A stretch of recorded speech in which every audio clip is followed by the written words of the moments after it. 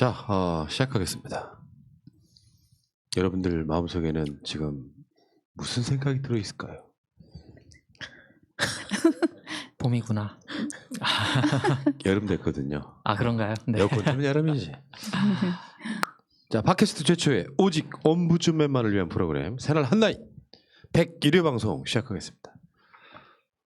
제 옆에 세 분 나와 계십니다. 정명숙님. 예, 안녕하세요. 정명숙입니다. 아무것도 아닌데 긴장돼요, 소개가. 아, 네. 커트님. 네, 안녕하세요. 커트입니다. 그리고 우리 네. 볼메 임진이. 안녕하세요. 볼메 임지입니다. 빠르게 돌아가는 상황이기 때문에 대략 생략하고 바로 네. 출발하겠습니다. 자, 이슈한 이슈 시간인데요.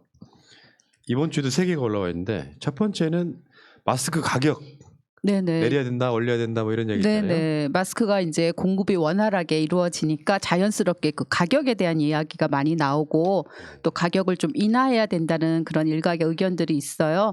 그래서 뭐 예전에 그 기능성 마스크로서 우리가 공적 마스크를 생각을 하면 가격이 많이 저렴하긴 한데 예. 지금의 이제 일종의 비상 시국에서 많은 사람들이 다 써야 되는 상황이니까 이것도 부담되는 가구들이 틀림없이 있거든요. 그리고 지금 이제 그 공적 마스크에 대한 어떤 면세 법안이 또 상정이 되어 있고 또 정부 측에서도 또 이런 의견들을 반영을 해서 논의를 하고 있는 것으로 알고 있습니다. 그래서 모두에게 너무 과한 희생 없이 서로가 또 도움이 되는 그런 방향으로 좀 조절이 되면 좋겠다 싶어서 가져왔습니다. 그러니까요. 최근에 또 날씨가 더워지면서 네. KF94 마스크보다 정부에서 발표를 했거든요. 치과용 마스크, 네. 소위 말하면 이렇게 일회용 마스크 이런 것도 네. 괜찮다고 하니까 또 그게 가격이 막 폭등하고 있다 이런 얘기 좀 맞아요. 들리긴 합니다만, 알겠습니다. 다음에 두 번째 이슈 아닌 이슈는 이제 한국의 음식 문화에 대한 이야기인데요. 예전 같으면은 뭐 찌개를 같이 먹는 이런 일은 사실 요즘에 별로 없어요. 어디를 가도. 근데 반찬은 어떻게 할 거냐? 반찬을 같이 먹지 않냐? 뭐 코로나 사태에 관련해서 그런 이야기 같아요. 네, 이제 코로나가 종식이 되더라도 생활 속 거리두기는 이제 계속해야 될 것 같은데요. 우리의 그 음식 식문화가 좀 많이 바뀌어야 될 것 같아요. 그래서 뭐 백반집을 가면 아직도 뭐 찌개 2인분 시키면 한 그릇에 같이 주잖아요. 끓여서 먹거나 하면 그런 것도 1인분씩 번거롭지만 좀 그렇게 주시고 반찬도 집게를 좀 주시면 각자 이제 앞접시나 이런 거에 좀 담아서 먹는 그런 문화를 서로 만들어 가야 되지 않을까 싶어서 가져왔습니다. 예전에 그런 문화가 쉽게 바뀌지 않는 거는 그래야 이게 정이 있다고 생각하는 어떤 문화가 있었어요. 심지어 할머니들이 있잖아요. 김치 입으로 빨아가지고 맞아. 애들 씹어서 시절도 넣어주고. 있었습니다. 맞아요. 근데 그게 이제 나중에 헬리코박터 이야기가 나오면서 다 따로 쓰기 시작했는데 생각해보니 진짜 그러네요. 반찬은 여전히 같이 집어먹고 있네요. 자, 이번 주 선정된 이슈 아닌 이슈는 강제 키스하다 혀 절단된 어떤 그 사건이에요. 이게 누가 가져오셨어요? 네, 제가 골라봤는데요. 예. 기억하실 분들 있으실지 모르겠는데 성폭행의 위기에 몰린 한 여성이 이제 강제로 키스를 하려고 하는 상대 남성의 혀를 잘라서 1.5cm 가량 절단이 됐는데 여러분은 어떻게 정당방위로 당연히 풀려났을 거라고 생각하십니까? 56년 전 사건인데요. 그때 당시에는 오히려 피해자인 이분께서 폭행죄로 상대를 공격한 상대를 폭행했다는 죄로 집행유예 2년을 받으셨습니다. 네. 근데 이제 이 56년 만에 정말 오래된 얘기죠. 56년 만에 이분이 용기를 내셔서 이제 세상이 바뀌었을 거다. 나의 무죄를 억울함을 밝혀달라라는 재심을 5월 6일 날 부산지법에 청구를 하셨고요. 그래서 이제 좋은 결과가 나오기를 바라는 마음에서 한번 골라봤습니다. 이야, 씨. 그 당시에는 그랬다잖아요. 64년도? 그 당시에는 이 사건을 키스 한 번의 벙어리, 혀 자른 키스 이런 식으로 이 여성분을 가해자 취급을 했다고 하니까 네. 그 성인지 감수성이라고 하는 게 얼마나 미개했던 시절. 그러니까 세상의 모든 관점을 여성을 약탈해서 대상으로 보는 거예요. 네. 그것 좀 했다가 혀를 잘라? 너 구속. 뭐 예를 들면 이런 거잖아요. 네, 맞습니다. 야, 지금은 상상도 못할 일이긴 한데 이런 경우 재심 받아야죠. 그렇죠. 당시 그 가해자는 강간 미수로 기소조차 되지 않았고요. 그다음에 가해자 친구들이 몰려와서 오히려 막 피해자한테 폭행을 선사하고 막 이런 것도 있었고요. 그다음에 당시에 이제 글을 모르셨나 해가지고 자신이 받는 이 내용문도 읽어보질 못하셨다고 해요. 네, 그래서 이번에 진짜 재심으로 정확하게 그 가해자가 처벌을 받았으면 합니다. 그래서 피해 당사자 되신 분이 지금 방통대를 다니시고 계시대요. 그래서 공부하시는 중에 이제 본인의 권리를 찾게 되고 알게 되고 얼마나 억울하셨으면 56년 동안 이제 이런 목소리를 냈으니까 우리 사회가 이제 화답해야 될, 법원이 변했다는 걸 보여줘야 될 그런 차례인 것 같습니다. 네. 가끔씩 이런 사건 보면요, 이제 임진왜란 같은 거 떠올라요. 뭔 소리냐 하실지 모르겠는데 얼마나 많은 억울한 사람들의 어떤 그런 사연들이 역사 속에 묻혀 있을까. 그러니까 대부분 그런 거잖아요. 그러니까 국가가 존재해야 되는 이유 중에 하나가 그런 거거든요. 약자가 조금 더 강자한테 수탈을 당하거나 억울한 일을 당했을 때 그것을 풀어주는 역할, 또는 그런 일이 안 당하게끔 만들어주는 역할이 국가의 역할이에요. 네. 그러니까 얼마나 억울하겠어요, 당한 사람 입장에서. 그러니까 이거는 어떤 사람의 생명이 왔다 갔다 했던 사건은 아니지만 개인적으로는 평생을 갖고 가야 되는, 그러니까 그 사건 이후에 이분의 인생은 망가져 버린 거거든요. 네. 이런 일을 버리면 안 되는 건데 참 어처구니가 없던 시절이 있었군요. 네. 피해자가 가해자로 바뀐 사건이니까요. 네, 그러니까요. 알겠습니다. 이슈 아닌 이슈였습니다. 자, 이메일 한번 읽어볼까요? 네, 이준봉님 이메일입니다. 20여 년 전 직장 생활을 시작한 지 3년 정도 됐을 때 제가 새로 발령을 받아서 가게 된 부서의 부장님은 깐깐하기로 회사 전체에 소문이 자자하던 분이었습니다. 오죽하면 제가 그 부서로 발령을 받았다고 하니 동료 선후배들이 걱정을 해줄 정도였죠. 그리고 부장님은 정말 소문대로 바늘 하나 꽂을 틈 없을 만큼 깐깐했습니다. 결제 서류 하나 올리려면 적어도 서너 번은 퇴짜를 맞을 각오를 해야 했죠. 서류의 내용은 말할 것도 없고 맞춤법, 띄어쓰기까지 전부 체크를 해서 되돌려 주셨기에 자연스럽게 서류 한 장에도 세심하게 신경을 쓸 수밖에 없었습니다. 당연히 불만이 있었죠. 요즘처럼 직원마다 개인 PC가 있는 것도 아니었고 빨간 볼펜으로 여기저기 체크가 되어 있는 서류를 보면 저도 모르게 한숨을 내쉬곤 했습니다. 하지만 어느 날 회식 때 부장님의 말씀을 듣고 생각을 달리하게 됐습니다. 자네들이 올리는 결제 서류는 비록 자네들이 작성한 거지만 일단 내가 사인을 하면 내 책임이 되는 거야. 그렇게 내가 하나하나 따지고 볼 수밖에 없지. 부장님은 정말 당신이 하신 말씀대로 일단 당신이 사인한 서류에 대해서는 어떤 일이 있어도 직원들에게 잘못을 전가하기는커녕 잔소리조차 하지 않으셨습니다. 저는 비록 그 부장님과 2년도 채 안 되는 짧은 기간을 같이 근무했지만 그때 배운 게 저에게 얼마나 많은 도움이 됐는지 모릅니다. 책임을 진다는 건 자신이 한 일의 결과에 대해 온전하게 자신의 몫으로 떠안는다는 걸 말합니다. 따라서 권한이 커지는 만큼 책임도 커져야 합니다. 권력은 한없이 누리기 바라면서 책임은 지지 않으려고 하면 그야말로 도둑놈의 심보겠죠. 아니면 말고식의 신춘문예는커녕 초등학교 글짓기 대회에도 어울리지 않을 글을 기사랍시고 써대는 자칭 언론과 기자라는 것들. 조직의 이익과 권력을 위해서라면 수단 방법을 가리지 않고 수사하고 기소하고 모략 잘해서 기어이 한 사람, 한 가족의 삶을 송두리째 망가뜨리는 검찰이라는 것들. 일제강점기 때에는 일본에 충성하고 군부 독재일 때는 독재자에게 빌붙고 돈만 밝히는 놈이 권력을 잡으니까 돈의 노예가 됐다가 독재자의 딸이 대통령이 되니까 그 옆에서 딸랑거리던 기회주의자들. 언제까지 책임은 지지 않고 권세만 누리려는 것들을 두고 봐야 합니까? 21대 국회는 문재인 대통령님의 임기가 반환점을 돌아서는 시기입니다. 한편으로는 내임덕이니 뭐니 하는 말들이 나오겠지만 달리 생각하면 그만큼 부담 없이 뜻한 바를 이룰 수 있는 시간이 될 수도 있습니다. 물론 다음 대선을 생각해야 한다고 할 수도 있습니다. 하지만 지금 국민들이 무엇을 바랍니까? 언론개혁, 검찰개혁, 적폐청산 아닙니까? 그걸 하라고 더민주에 힘을 주지 않았습니까? 국민들이 권한을 준 그만큼 책임을 져주시기 바랍니다. 일부 당선자들이 불러오는 논란, 여전한 열린민주당과의 잡음, 해결해야 할 문제들이 많은 것도 잘 알고 있습니다. 더 잘하고 싶은 마음도 잘 알고 있습니다. 국민을 믿고 가십시오. 국민을 믿고 큰 길로 걸어가십시오. 샛길로 눈 돌리지 말고 지름길이라고 옆길로 빠지지 말고 오직 대한민국을 위해 큰 길로 가십시오. 그게 여러분들이 국민에게서 부여받은 권한에 대한 책임입니다. 그리고 이 나라를 위해 짊어져야 할 책임입니다. 예. 정부 여당이라고 하는 것. 근데 대통령 임기 3년 됐을 때 180석을 몰아준 어떤 민의는 그런 거라고 생각해요. 다 배려하세요. 그리고 그냥 세상을 뭐 이런 느낌은 아닐 거라고 생각이 들고, 진짜 그동안 국회가 저렇게 막혀 있던 거 이제 하고 싶은 개혁 마음대로 해봐 이런 느낌이라고 생각이 드니까, 너무 눈치 보면은 또 국민들로부터 금방 애면 받을 거라고 생각이 들고요. 이준봉님, 이분은 이제 거의 정기적으로 글을 보내주셔서 이제 고정 필진이 되고 계십니다. 감사드리겠습니다. 고맙습니다. 자 댓글로 가는데요. 지금 이게 조국 장관 뭐 재판도 있고요.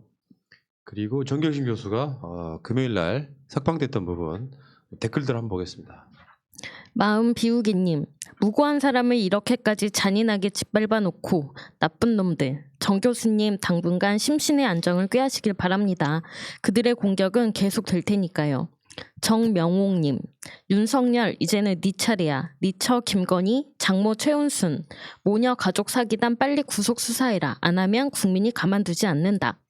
외구 박멸님, 와 눈물나. 180석 됐어도 마음 한구석에 조국 장관님, 정 교수님 생각에 마음이 너무 아파서 마냥 기쁘질 않았었는데, 조건님도 조만간 꼭 석방되시길 바랍니다. 이제 시작입니다. 우리 조국 장관님 가족분들 승승장구하시고 포기 마시고 개검 언내기들과 끝까지 싸웁시다. 그러니까 일요일에서 월요일 사이 12시 있죠.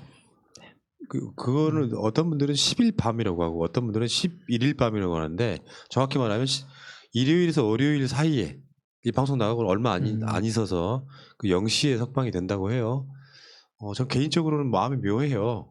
정경심 교수 구속되던 그 구속 반대 집회 사회를 보고 있던 중간에 제가 그 소식을 듣고 지금도 그것 때문에 아프다고요. 어느 날 갑자기 이렇게 심장이 덜컥 내려앉는 어떤 상황을 겪었을 때, 근데 그 감정인데 사람이 갇혀 있다는 건요 어마어마하게 무서운 형벌이거든요. 생각해봐요. 갇혀가지고 내가 하고 싶은 대로 못해요. 사람의 몸을 구속시켜놔. 그래놓고 재판을 받으라고 해. 본인의 방어권도 없는 상태에서 겨우 생각해보면 변호사가 본인은 아니잖아요.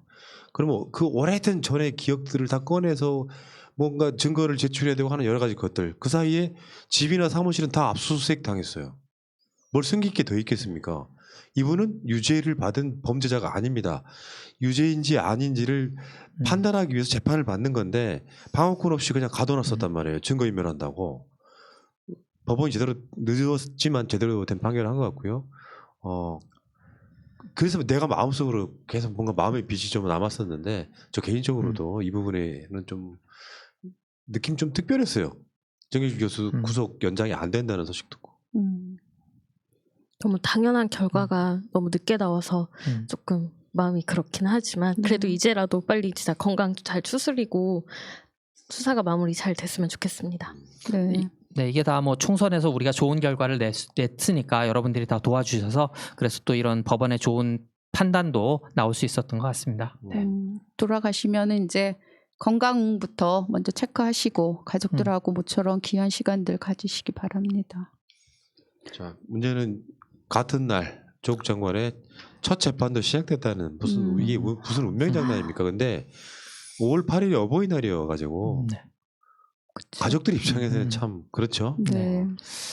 자, 어쨌건 가족 품으로 돌아온 정경심 교수님 조금 몸 추스리시고, 자, 어쨌건 조국 장관 가족의 무죄를 향한 이제 쉽게 표현한다면 반격이 시작됐다고 봐요. 검찰의 시간은 완전히 끝났습니다. 자, 댓글 보겠습니다. 네, 봉주루님 댓글입니다. 태용호 씨 생각하면 이해가 안 되는 부분이 있어서 글을 올립니다. 보통 어느 국가든지 여러 서류 검토를 거쳐서 망명 심사를 하고 거기에 통과되면 시민권을 주든지 아니면 영주권을 주는 것으로 알고 있습니다. 일반적으로 영주권 받고 일정한 기간이 지나야 시민권 신청 서류를 제출하고, 그 다음에 이제 대한민국 국민으로서 알아야 할 기초적인 지식을 확인하는 차원에서 시민권 시험을 보고 또 일정한 점수 이상을 획득하면 선서를 통해서 시민권을 또 주는 것으로 알고 있는데요. 근데 들리는 말에 의하면 태용호 씨가 북한에선가 어디서 어린이를 상대로 성추행할 일도 있었다고 하고, 또 영국에서는 북한의 자금인지 뭔지를 횡령하고 갈 데가 없어서 한국으로 온 거라고 들었는데요. 이게 사실이라면 어떻게 망명이 되는지요. 그리고 그가 대한민국 영주권자인지 시민권자인지도 잘 알지 못해서 궁금합니다. 이렇게 한국에 온 지 4년밖에 안 됐는데 어떻게 너무 허술하게 대한민국 헌법기관인 국회의원까지 될 수가 있나요? 내가 뭘 잘못 알고 있는 것이 아니라면 정말 이해가 되지 않습니다. 그런 사람을 뽑은 게 강남 사는 시민들 대다수의 정신 수준이라니. 원래가 그쪽 동네는 나와 수준이 다르니까 가지도 않지만 딱 머리에 똥만 가득 찬 조선시대 이방 수준이네요. 네, 이준님. 태용호를 뽑은 사람들은 그냥 집값 때문에 뽑은 거죠. 강남에 거주하는 사람은 국민의 세금으로 엄청난 인프라를 선물 받은 거죠. 근데 그것에 대해서 보유세는 지불하기 싫어서 태용호를 선택했을 뿐입니다. 국가와 국민의 안위보다는 그냥 자기들 집값만 생각하는 그런 사람들일 뿐입니다. MLJC님, 우리도 북한의 휴민트를 보유하고 있고 여러 북한 관련 정보들을 빼내고 있는데 저들이 만약 북한의 휴민트로 활동을 할 가능성을 배제할 수는 없지 않은가요? 한번 조국을 등진 자들은 또 조국을 버릴 수 있습니다. 그래서 해방 후에 미군이 친일파들을 충신으로 활용해서 대한민국 요직의 길을 열어준 것 아닙니까? 록타르 김님, 오늘은 어린이들 세상입니다. 어린이들과 미래 세대들에게 평화로운 세상, 반칙과 정치 공작이 없는 사회를 물려줄 수 있도록 함께 노력해요. 태구민 지성호 고발장 들어갔습니다. 국민청원으로 힘 모아주세요. 네, 좋은 댓글이었습니다. KP님, 마인크래프트 캐릭터로 변신하신 대통령 내외의 초대를 저도 딸과 함께 미국에서 응해서 즐거운 청와대 투어를 했습니다. 딸내미가 정말 좋아하고 잘 아는 게임이라 얼마나 신나하며 놀라던지 보는 내내 감탄사를 연발했습니다. 데퍼딜님, 미국에서는 끝이 안 보이는 답답하고 참혹한 코로나 사태에서 한국이 프로야구를 재개하는 것이 참으로 신기하고 경이롭습니다. 코로나 역병을 이겨낼 수 있다는 한 줄기 희망을 볼 수 있다 믿게 하려고 중계하는 것이라 생각합니다. 이재근님, 질병본부도 미쳤고 국민들도 미쳤네요. 역대급 전파력을 자랑하는 코로나19가 국내에선 거의 멸종을 했네요. 어떻게 보면 참 대단한 국민성입니다. 질본도 그렇고 국민들도 그렇고. 지금 며칠째 지역 내 감염 0명 찍고 있는데 다른 나라 같았으면 이 정도 잡혀가고 있으면 마스크고 뭐고 다 집어 던지고 축제나 파티 분위기일 건데 아직도 거의 모든 사람들이 다 마스크 하고 다니네요. 애들부터 노인분들까지 가끔 가다 깜빡하고 안 하신 분들 눈이라도 마주치면 부끄러워 어쩔 줄 모르는 게 보여요. 그만큼 마스크 일상 착용이 습관화가 되었달까요? 한국인은 진짜 적당히를 모릅니다. 이 좁고 척박한 환경에서 살아남다 보니 뭔가 어떤 면에선 진짜 지독하다 싶을 때가 있습니다. 그런 성향이 가져오는 부작용도 종종 있지만 전 세계가 팬데믹으로 망해가는 와중에는 몇 명 확진되고 이런 방식으로 가지 않습니까? 조심하시자고요. 계속 가겠습니다. 네, 바이빈님, 12년 영세 자영업자인데 올해 정말 힘들어서 심각하게 생각 중이었는데 나라의 도움으로 이겨낼 수 있겠어요. 정말 고맙습니다. 대통령님 사랑합니다. BTS K님, 경기도 거주자입니다. 재난소득 카드 사용 너무 잘하고 있어요. 재래시장에서도 감사하게 받던데요. 가게마다 인산인해입니다. 마스크 안 쓰신 분들 그래도 한 30% 되는 것 같아요. 마스크 쓰고 즐거운 소비, 건강한 소비 합시다. EJ 애치님, 아베를 보면 우리나라 암흑기 이명박근혜 때가 떠오른다. 끔찍했었는데. JHJ님, 마지막 말씀에 진짜 공감합니다. 남북한 철도 연결, 러시아 천연 가스관 연결 그런 얘기 나왔을 때 일본의 태도가 뭐였나요? 한일 해저 터널 뚫자, 연결하자, 경제구역에 일본도 끼워달라 그런 거 아니었나요? 좋게 지내면 얼마나 좋습니까? 동반 성장, 동반 발전. 그런데 극우가 장악한 일본, 배응망덕한 일본은 옆 나라에서 전쟁이 터지기만을 바라고 심지어는 침략을 상정한 전쟁 가능한 국가로 헌법 개정을 시도하고 있죠. 남의 불행을 즐겁게 얘기하면 안 되는 게 맞지만 일본은 선 넘은 지 오래입니다. 이번 기회에 일본을 확실하게 정신 차리고 자자손손 한국에 매달리게 해야 합니다. 한국의 영향권으로 들어오는 일본은 언제든 환영입니다. 조대인님, 일본은 아베로 인해 더더욱 후진국 진입이 활기차게 행해지고 있는 것 같네요. 일본이건 우리나라건 투표는 젊은이들이 동참을 얼마나 하느냐에 달려있는 것 같네요. 젊은이들의 눈에는 옳고 그름이 보이나 봅니다. 네, 보수 파괴님, 윤석열이 이천 화재 사건을 실시간으로 보고받았다고 합니다. 유시민 이사장님과 많은 사람들이 식물총장이라고 하니까 존재감 과시하려고 끼면 안 될 자리인데도 숟가락을 얻는 것 같습니다. 참 찌질한 인물이죠.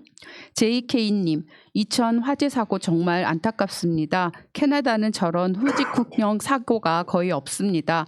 회사의 경영진과 매니저, 슈퍼바이저 등 책임자에게 물리는 법적 책임이 어마어마하기 때문에 회사의 경영진 스스로가 근로자 안전에 관해서는 그 인식이 한국하고는 확연히 다릅니다. 그러니까 답은 하나입니다. 안전에 관한 법률과 제도를 재정비하고 그 법을 제대로 지키지 않을 경우 회사 경영진에게 진짜 엄청난 책임을 물려야 이런 일이 줄어들 겁니다. 동정하면 저런 사고 안 없어집니다. 법조항에서도 단 뭐뭐뭐라는 그런 글자로 빠져나갈 조건을 없애야 합니다. 김춘자님, 윤석열의 균형이란 자신의 이해관계에 따라 피해자를 가해자로, 가해자를 피해자로 만들어 자신의 이익을 챙기는 것입니다. 썩을 놈. 이영대님, 윤석열, 장모 마누라 수사를 조국 가족 수사하듯이 균형 있게 해라. 너의 균형은 선택적 균형이냐? 구역질 난다 정말. 이태근님, 범죄 조직의 두목으로 전락한 윤석열과 그 일당 소탕을 위해 공수처의 발족을 손꼽아 기다리고 있습니다. 깨어있는 국민들이 촛불을 들어 거대한 권력을 몰아낸 대한민국이 국민이 선출한 대통령보다 더 높은 권력을 참담하게 휘두르는 범죄 조직을 단죄하지 못하고 있는 이 현실이 믿어지지 않습니다. 최특검님, 노무현 한명숙 죽이기의 성공이 검찰 쿠데타의 뿌리다.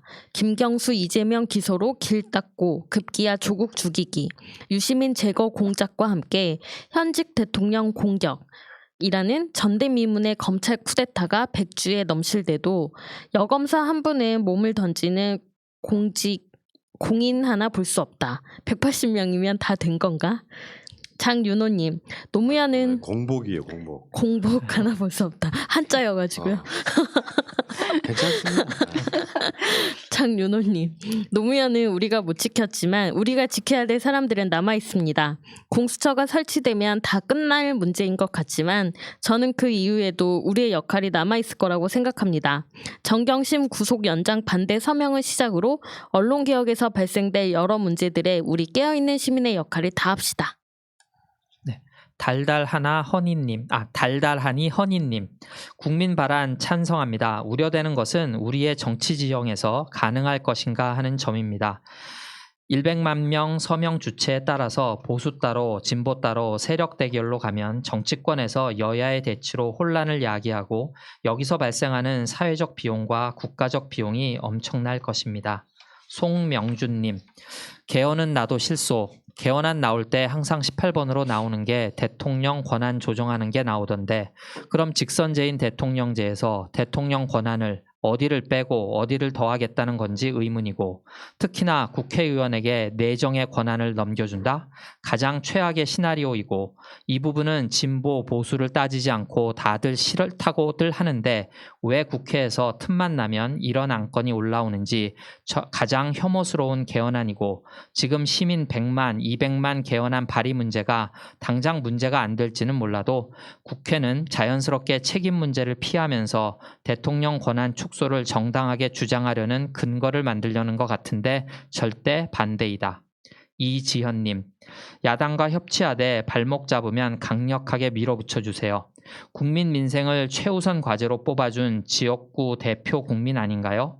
왜 저들은 당리 당략에만 몰두할까요? 그들은 우리 국민이 아니기 때문입니다. 이마무라 유민님, 더불어민주당이 더 잘하면 250석, 300석까지 국민들이 만들어줍니다.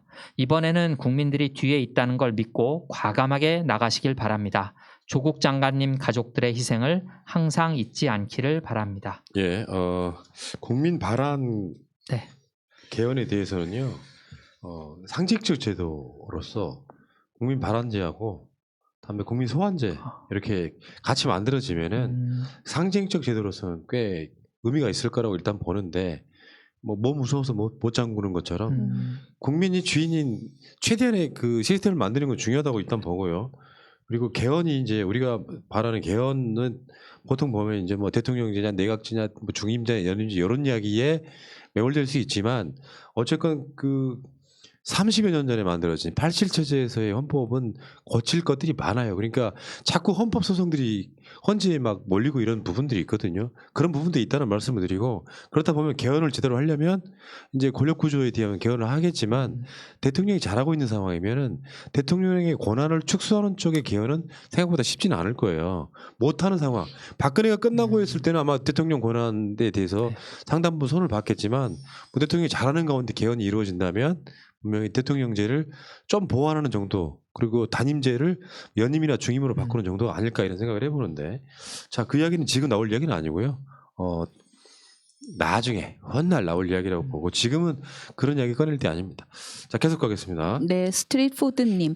저는 총선 한 달 전에 개헌 의석이 가능하다고 개인적으로 판단해서 2020 아젠다 개헌이라고 말하고 다녔습니다. 21대 국회는 개혁 법안 통과와 대선 전의 개헌으로 새로운 100년을 준비해야 합니다. 대한민국의 근간은 바로 국민이고 문재인 대통령께서 외치시던 사람이 먼저인 겁니다. 윤희수님, 정권이 안정되려면 언론이 앞장서서 여론을 공론화하고 대통령이 안정된 정책을 펼 수 있도록 도와주어야 합니다. 그런데 오히려 야당과 검찰 그리고 언론이 짝짝꿍해서 국정 운행에 영향을 주는 것은 악재입니다. 그런 토론도 한번 해주세요. 조한린님, 푸나님이 치유 이야기하면서 이긴 자가 손을 내밀어야 한다고 하셨지만 저는 그것보다는 행복한 사람이 치유가 되는 거라고 생각합니다. 저는 열린당이 만들어질 때부터 행복했고 행복하게 선거운동을 했습니다. 활동을 하면서 보는 것만으로도 행복했습니다. 세석을 얻어 아쉽지만 그것도 많은 사랑의 결과라 받아들이는 열린당의 인식 자체가 치유의 바이러스라 생각합니다. 이제 조금만 시간이 지나면 치유받으러 많은 분들이 다시 열린당으로 해바라기 할 것입니다. 무엇이든 행복하고 즐겁게 하는 것을 이기는 것은 없습니다. 나오미 113님, 열린민주당에게 더불어민주당이 과거 열린우리당을 상기시키며 겸손과 자중을 강조합니다.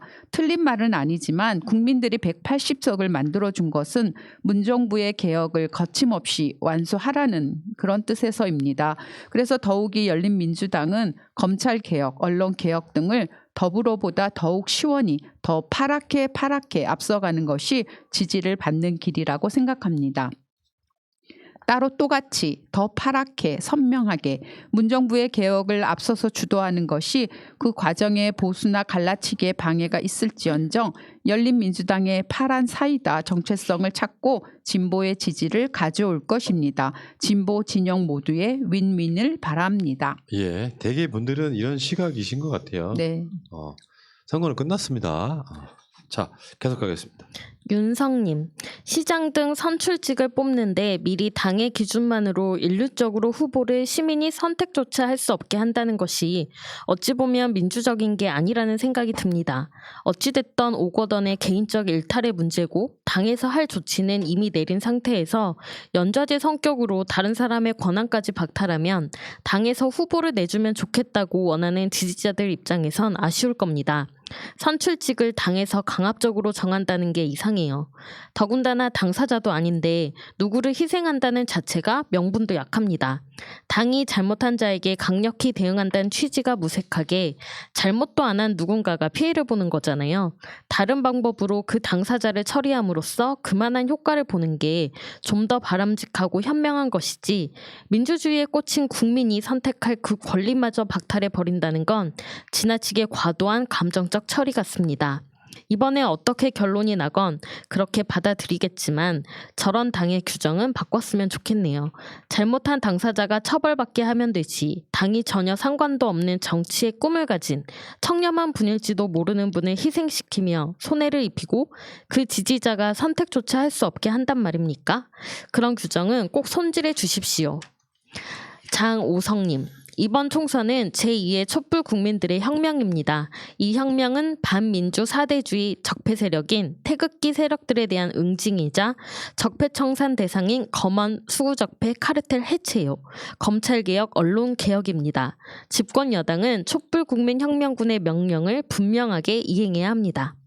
김정직님, 이번 총선으로 국민들의 심판이 이루어졌습니다. 능력 없는 보수, 막말하는 국계들, 태극기 들고 박근혜 파리하는 자들, 하나님 파리하는 정치 목사들, 길거리에서 나라를 어지럽히던 추잡한 인간들, 국민들이 투표로서 확실하게 보여줬습니다.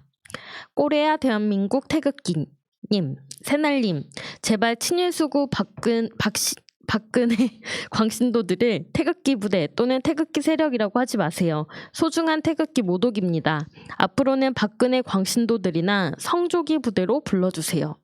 태극기 모독 부대 볼게요. 네. 408기님, 국회의원 의전 없애던지 축소시켜야 합니다. 지들이 무슨 국민들 상전인지, 아니 주객이 전도된 거 아닙니까? 맞습니다. 이 부분도 국회의원 줄이자는 것보다는요. 국회의원들한테 주는 특권을 줄이고 보좌 관수를 줄여서 더 직접 일하게 만들어야 된다. 이렇게 생각합니다. 계속 가겠습니다. 네, 툼스톤 사사님, 종교와 이단을 강력히 분리수거하는 법 제정이 당장 시급합니다. 종교가 혹세무민하는 그런 행태를 왜 방치하고 있습니까? 종교인 세금 추징도 얼른 진행해서 종교 부조리를 원천 차단해야 합니다. 이재수님, 정치검찰도 문제지만 정치목사 청산도 시급하다. 기억희역님, 시시비비는 분명 가릴 필요가 있다고 봅니다.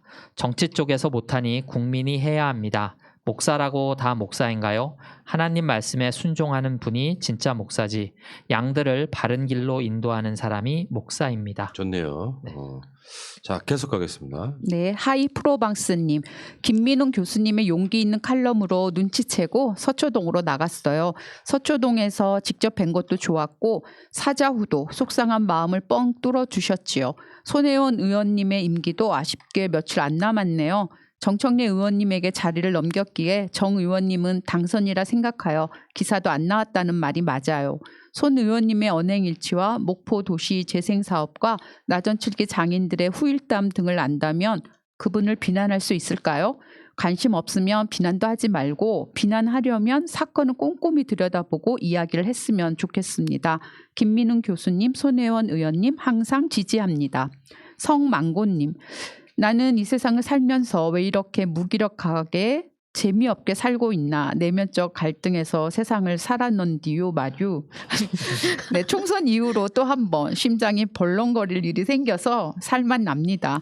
김민웅 교수님 말씀 듣고 있은께 내 심장이 다시 한번 벌렁거려야 할 이유가 생겼네요. 김민웅 교수님 인터뷰 혹시 보셨으면 아시겠지만 네. 차분차분하게 굉장히 논리적으로 사람을 설득시키는데 설득이 막 당하는 느낌, 이런 느낌. 네. 계속 가시죠. 네, 시크릿 99님, 역시 김진애입니다. 합리적이고 건전한 비판의 목소리를 새날에서 듣게 되니 참 반갑네요. 저도 문재인 후보가 대통령이 되면 4대 강도, 세월호도 많은 부분 해결될 거라고 믿었습니다. 근데 거의 진척이 없다고 해도 과언은 아닌 듯해요. 권력자가 좀 더 강한 의지가 있어야 가능한가 봅니다. 열린당 3분이 국회에 들어가서 민주당을 개혁적인 정당으로 변화시키는 일에 기여해 주셨으면 좋겠습니다. 응원하겠습니다. NS팡님, 김현권 의원 TV 토론하는 거 보니까 상대방 후보보다 자질도 훌륭하고 박식하고 정말이지 훨씬 능력이 있었습니다. 상대방 후보를 보니까 답답하던데요. 저런 사람이 어떻게 국회에 가서 활동을 할까 너무나 의구심이 들었습니다. 김현권 의원님 같이 훌륭한 분을 왜 국회로 안 보내주시는지 너무 황당하던데요.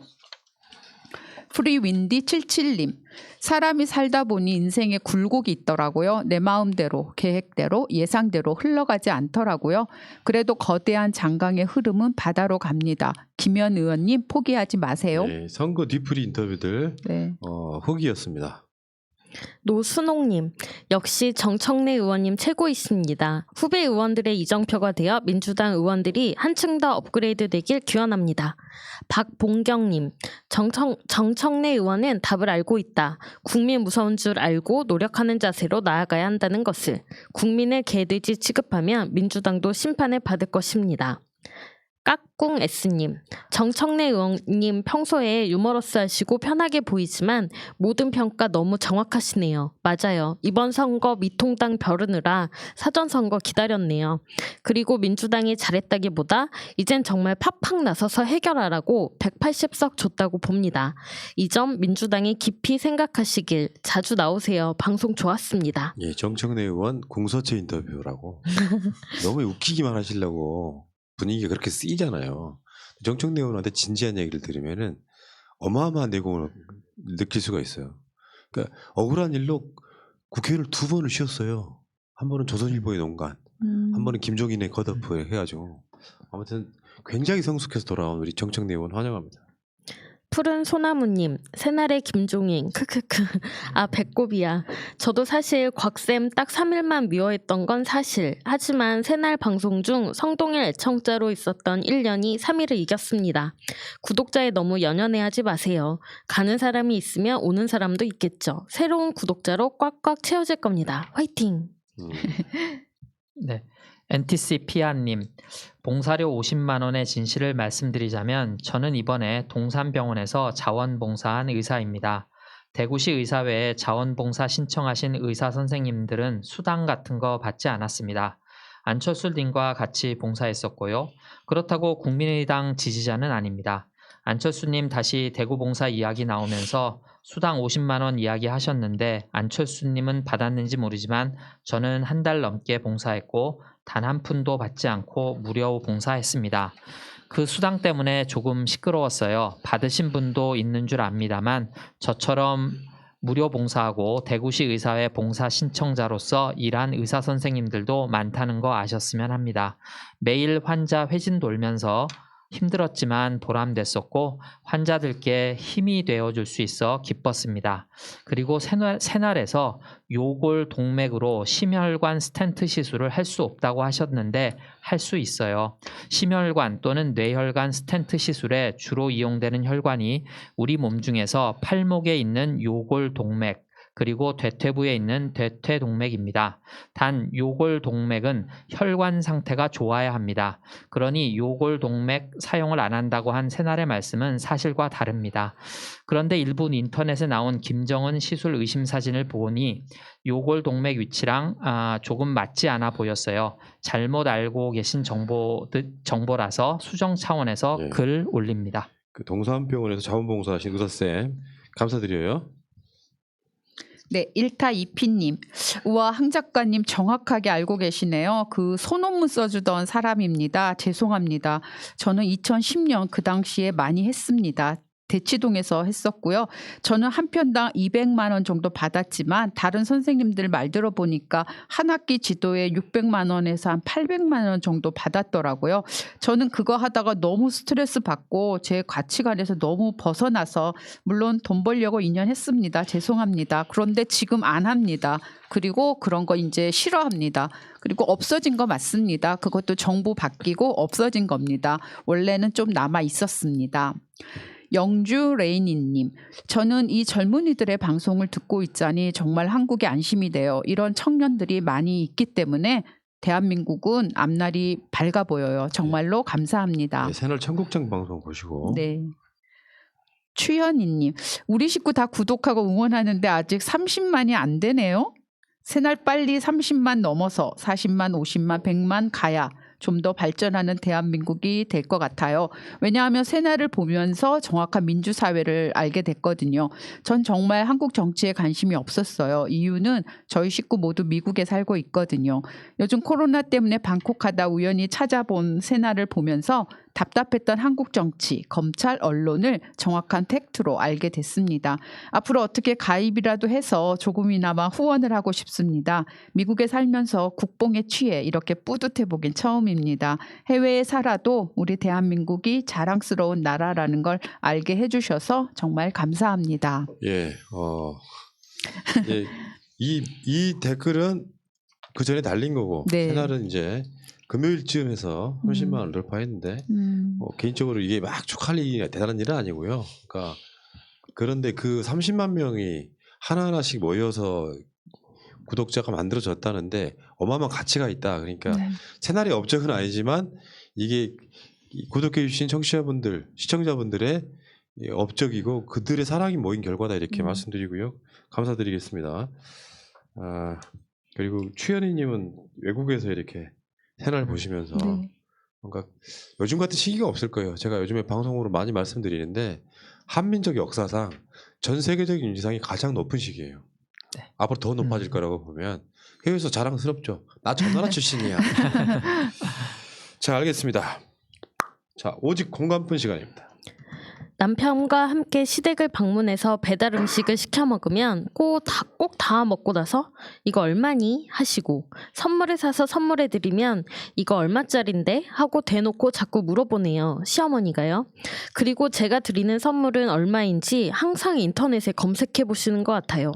계속 그러니 선물하기가 꺼려지고 얼마인지 검색하시는 게 너무 민망해서요. 선물을 드려도 검색해도 잘 알 수 없는 것들을 선물을 드리다가 나중에는 너무 힘들어서 이제는 그냥 현금만 드리고 있습니다. 그런데 음식값을 계산한다든지 아무튼 돈 쓰는 일이 생길 때마다 그렇게 물어보시니 너무 민망한데요. 그런데 본인은 그게 무례한 행동인지 모르시는 것 같더라고요. 어떻게 하면 본인이 그렇게 물어보는 것이 무례한지 스스로 깨닫게 할 수 있을까요? 어머니 이러시면 안 돼요. 저도 이제 뭐 어머니한테 선물을 따로 준비하지는 않고 현찰을 드리는 편인데 요즘 그런 추세가 있긴 하죠. 되게 보면. 근데 어쩔 때는 또 이게 작은 금액이라도 이렇게 소소하게 선물 준비해 줄 때 받는 감동이 또 있어요. 분명히. 근데 이런 건 있어. 이 어머니만 그런 거 아니야. 내 주위에 보면 알아 다. 선물 하나 받았잖아요. 그럼 꼭 검색해 보는 사람들이 일부 있어. 지금 찔리시는 분 1번 쳐주세요. 1번. 어머님은 왜 이렇게 굳이 검색을 해보시고 민감하게 반응하실까요? 그러게요. 그러게요. 그 금액만큼 베풀어 주겠다는 뜻은 아니신 것 같은데. 아니 내가 봤을 때 이거는 그냥 이제 일단 훈련이 안 된 거예요. 매너에 대한 훈련이 안 된 거예요. 그 모든 걸 금액으로 이렇게 환산을 시키려고 하는 건 그냥 궁금증일 뿐입니다. 주위에서 보면 그냥 궁금한 거예요. 네. 이게 무슨 내가 이걸 돌려주겠다 이런 것도 아니고 그냥 궁금해. 얼마짜리인지 궁금한데 그게 노골적으로 드러나면 그게 매너에 대한 어떤 교육이 안 되는 거라고. 조용히 느끼는 거죠. 여기에 뭐 그냥 어림잡는 게 좋은 거 딱 물건 보면 좋은 건가 보다 하고 넘어가시면 되는데 굳이 머릿속에 숫자로 집어넣으려고 하는 것도 비용이에요. 내가 주위에 그런 사람 알거든. 모든 선물은 다 검색해봐요. 근데 보는 사람 얼마나 부담스럽겠습니까? 그래서 며느리님 조금 도움이 되실지 모르겠는데 조금 기분 좋으시라고 이해가 도움이 될지 모르겠는데 말씀드리면 그 시어머님들 중에 나이 드신 분들 중에 조금 옛날에 사셔서 그런 분들도 간혹 있어요. 그러니까 기본적으로 저희가 볼 때는 되게 기분 나쁠 수도 있고 근데 또 이런 혈연 관계니까 기분이 나쁘다기보다는 조금 민망하기도 하고 말씀하신 것처럼 그런데 그분들 입장에서 너무 힘들게 사셔서 그런지 몰라도 돈 문제에 조금 민감하신 것 같아요. 그래서 이제 저 같은 경우는 아들이면은 이제 며느리한테는 조금 힘들지만 아들이면은 아들 딸한테는 이제 허튼데 돈 쓰지 말아라. 뭐 비싼 걸 왜 이렇게 나와서 사 먹냐. 뭐 이런 거 사지 말아라. 뭐 이렇게 좋은 뜻으로 해석할 수도 있는데 며느리나 사위 입장에서는 정성 들어서 사갔는데 부모님이 그러시면은 정말 민망하죠. 사실은 저도 비슷한 경험이 조금 있었거든요. 그러니까 생각한다고 해서 선물을 사다 드리면 필요 없다는 거예요. 우리는 이런 거 안 먹는다. 건강한데 뭐 이러면 정말 선물하는 사람 입장에서 되게 민망하죠. 그리고 이제 아무리 부모 자식지간이라도 쌓이거든요. 야, 내가 다시는 선물 하나 봐라. 뭐 이런 마음 생길 특히 수도 있고. 아들은 상관이 없는데요. 네. 그게 며느리의 경우에는 진짜 그럼요. 상처받아요. 네네. 그러니까 이게 받는 것도 잘 받아요. 좋으면서도 그럼요. 어른들은 그런 거 있잖아요. 네네. 좋으면서도 비싼데 뭐하러 사왔냐가 아니라 네. 아이고 고맙다 하고 잘 네. 받으면 되잖아요. 그러면 정말 감사할 텐데 이렇게 저거 이렇게 타박을 하시니까 네가 돈을 벌면 얼마나 번다고 뭐 이런 식으로 구박을 하시면 집에서 밥 먹지 왜 나가서 외식하냐고 뭐 이러시면은 이제 대한민국 많이 좋아졌습니다. 그 정도 외식해도 되고 조금 이제 받아주시는 그런 마음을 가져주시면 더 우리가 좋아질 것 같아요. 네. 저도 예전에 그러고 보니까 있었던 것 같아요. 네. 그래서 그런 분이 있어서 선물을 해드려야 되는 날이 왔는데 네. 뜨개질을 해가지고 네. 목도리를 직접 떠서 선물 드리고 오, 대단하네. 그래 이거 가격이 안 나오네. 가격 안 나오게. 뭐 마음에는 안 드셔도 정성이 들어갔으니까 얼마니라고 물어보시진 않으시잖아요. 그랬던 기억이 나네요. 꼭 네. 그리고 어디 식당 가면 밑반찬이 뭐 돈이 얼마인데 밑반찬이 이거밖에 안 나오냐는 둥 약간 그러시는 거. 네, 그냥 네. 어쨌든 받는 거는 선물해주는 사람의 마음을 생각해서 고맙게 그냥 잘 받으면 좋을 것 같아요. 네. 내가 마음에 들지 않아도 네. 고마워. 아니, 잘 먹을게 이러면 얼마나 좋습니까? 그렇죠. 그렇죠. 그러니까 이게 얼마짜리라고 숫자를 제시하는 것은 그 선물에 대해서 등급을 매기는 행위거든요. 그러니까 예를 들면 자기 기준에서 비싼 건 좋은 선물이고 싼 건 나쁜 선물이고를 결정짓는 대표적인 게 그 숫자이기 때문에 이건 정말 매너 중에 대표적인 매너라고 생각이 들어요. 하지 말아야 될 때도 이게 실제로 이런 거 있잖아요. 가격을 일단 알고 싶어 하지 마세요. 그렇잖아. 이게 정말 어려운 사람한테 내가 10만 원짜리 받아서 10만 원짜리 줘야겠다라는 생각을 갖고 정말 필요해서라면 모를까 그런 상태가 아니라 그러면 그냥 이 상태는 이게 수백만 원짜리고 수억 원짜리라는 그 감정으로 받으면 되는 건데 진짜 있다니까 내가 알아 그런 사람은 선물이 얼마짜리인지를 무조건 검색하면 나오잖아요. 요즘에는 꼭 그걸 해보는 사람이 있어. 그러면 그 본인 자체가 그런 이 계급과 등급에 노출되어 있는 노예일 뿐이에요. 왜 그래 왜? 그냥 그렇게도 얘기해도 되지 않을까요? 수십만 원 줬어요. 제가 원래 시간당 시급이 얼마인데 뭐 시간을 들여서 거기 가가지고 제가 고르는데 또 고심하고 스트레스 쌓이고 이러면서 그 비용을 다 기회비용을 계산을 해가지고 수십만 원 들었고요. 네, 그렇게 말씀을 하시면 어떨까? 그런 말도 하시면 안 되죠. 그게 내가 막 내 말이 그러니까 실제로 선물을 사기 위해서 고민하고 생각해서 그럼요. 시간을 따져보면 그렇죠. 단순히 물건 가격으로 대비할 수가 없는 거죠. 그렇기 때문에 물건 가격을 검색해보면 안 되는 거죠. 그 이야기까지 해버리면 이상해지는 거죠. 그러니까 선물을 이렇게 우리 마음으로 주고받을 수 있는 이제 그런 또 옛날에 아름다웠던 그런 생각으로 다시 돌아가면 좋을 것 같아요. 일부 강남에서 다는 아니겠지만 스승의 날 선물 줄 때 뭐 들어보신 분들이 있겠지만 영수증 같이 주잖아요. 그것도 가격표 없이 아예 백화점에서 그걸 알아서 해줘요. 그러면 선생님이 받고 이게 필요가 없으면 가서 바꾸는 거예요. 뭐 상품권으로 바꾸거나 얼마나 정이 없습니까? 그러니까 그런 식의 선물은 사실 선물이 아니잖아요. 그러니까 이제 우리가 편의성 때문에 뭐 일부 필요한 부분도 있을 수는 있어요. 이제 잘 모르는 사람한테 선물하거나. 근데 그거는 선물의 본질에서 조금 벗어난 경우라고도 생각이 되니까 한번 좀 고려해 보셨으면 좋겠습니다. 제 스킬 하나 알려드릴까요? 네. 저도 어버이날 선물을 받았는데 꼬맹이한테 일단 꼬맹이가 이렇게 글을 잘 써요. 할머니도 어버이날 뭐 이제 전에 갔다 왔는데 장문의 편지를 썼더라고요. 근데 그냥 뭐 의뢰껏 뭐 건강하세요 이런 게 아니고 디테일한 어떤 내용을 갖고 상대방한테 이런 생각이 많구나라고 느끼게 해주더라고요. 근데 선물 같은 경우는 고민을 해요. 본래 이제 어버이날이라든지 생일 같은 데 되면은 나는 그럴 때는 있잖아요. 비싸지 않은 범위 내에서 딱 필요한 걸 지정해 주는 것도 나쁘지 않아요. 내 머리에 마르는 왁스, 뭐 스킨, 뭐 이런 것들이 있죠. 이런 것들 그거 사줘 하면 부담스럽지 않으면서도 내가 필요한 거를 상대방한테 달라고 할 수 있는 거거든요. 근데 자기가 어마어마한 걸 기대하고 있다가 별거 아니면 실망하고 또 검색해보고 그러면 되겠어요? 한 1, 2만 원짜리 선물이면 됐지. 맞다. 그거 괜찮네. 저도 부모님이 전화해서 너 이번에 내려올 때 뭐 사와라 그러면 정말 기뻐요. 편하거든요. 그쵸. 그거 갖다 드리면 되니까. 이번에 과일 없으니까 과일 사와라 뭐 이렇게. 근데 말씀 안 해주시면 또 이제 부담스러운 거죠. 준비하는. 또 이상한 거 사가면 또 뭐하러 사가는데 그러지 말자고. 네. 아무튼 나 검색하는 사람한테 싫어하거든요. 뭘 해주면 꼭 그걸 검색해서 그 가격을 돈으로 매기는 사람, 그 사람이 고민해왔던 그 시간과 공력과 노력을 생각하면 그렇게 하면 안 되는 거죠. 자, 알겠습니다. 새날 엄부지맨 한나인 101번째 방송은 또 여기서 마치도록 하겠습니다. 다음 주에 봬요. 고맙습니다. 예. 감사합니다. 감사합니다. 현재로 저들을 물리치자. 바이러스에게는 마스크가 없다. 어서 가자 바이러스보다 먼저. 그러니 내일보다 먼저 가자. 우리들의 희망을 형제이게 하자.